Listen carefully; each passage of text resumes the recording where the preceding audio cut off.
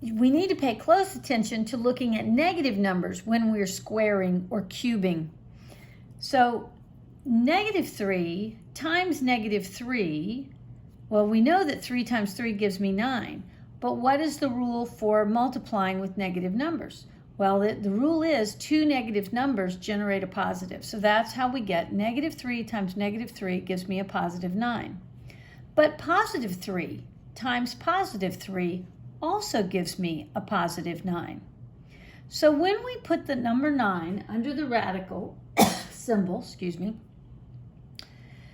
we have to realize that the answer that is generated is actually a positive or a negative. And so we show that with a plus sign, and immediately under the plus sign, we have a minus sign, and then we write the answer. So I have plus or minus 3. That's what that symbol stands for. Well, if I were to have negative 9 written underneath the radical sign, that cannot be done, because the only way to have a negative number is to have one number multiply be negative and the other number multiply be positive. So in order for me to get negative 9, I've got to have negative 3 times positive 3. And that is not what square root does. It's got to deal with two exactly the same numbers.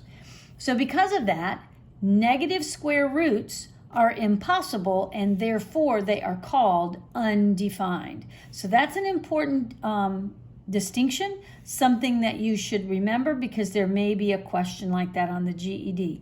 So whenever you see a negative and they want the square root, that's impossible. It can't be done.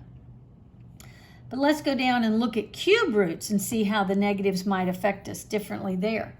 So if I have negative 3 times negative 3 times negative 3, which would be the same thing as negative 3 cubed, that will produce negative 27.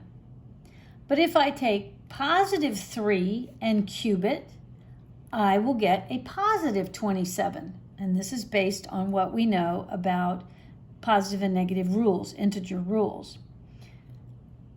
If I take the cube root of negative 27, because we could see that negative 27 is actually made up of negative 3 times negative 3 times negative 3, the answer is negative 3. If I take the cube root of positive 27, the answer is a positive 3.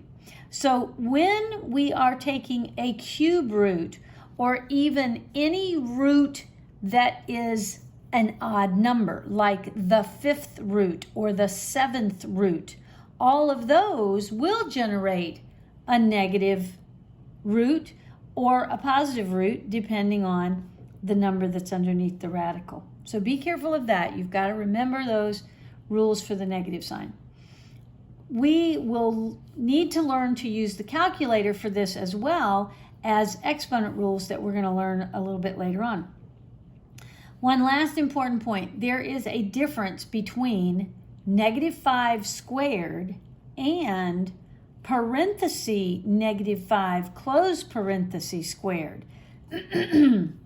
In the first example, negative 5 squared, you must do the squaring of the 5 first, excuse me, then tack on the negative sign. So you would do 5 squared, which is going to give you 25, and then because you had the negative sign already on the problem, it just becomes negative 25 is the answer.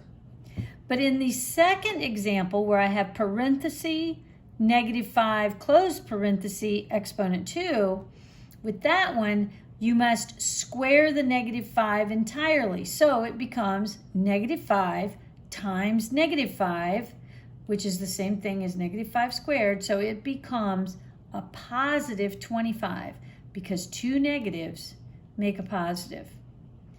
So be careful with that.